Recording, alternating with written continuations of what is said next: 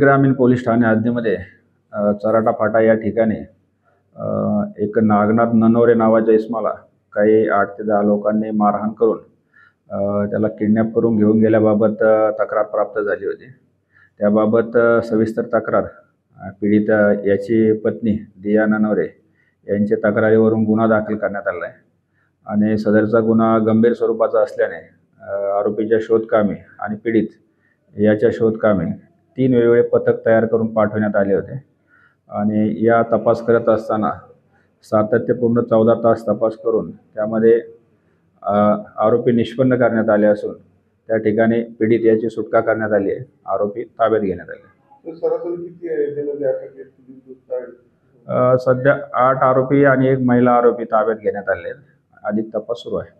कारण काय आहे? कारण आता सध्या याच्यामध्ये प्रथमदर्शनी असं दिसून येत आहे की ही पीडित फिर्यादी महिला जी आहे ही पारधी समाजाची असून तिने इतर समाजातील मुलाशी लग्न केलेलं आहे, विवाह वगैरे, आणि पारधी समाजाच्या जात पंचायतीनुसार काही त्या ठिकाणी पैसे वगैरे भरावे लागतात त्याला प्रकरण मिटवण्यासाठी. ते पैशाच्या मागणीवरून त्याचे वाद झाल्याचे दिसून येत आहे.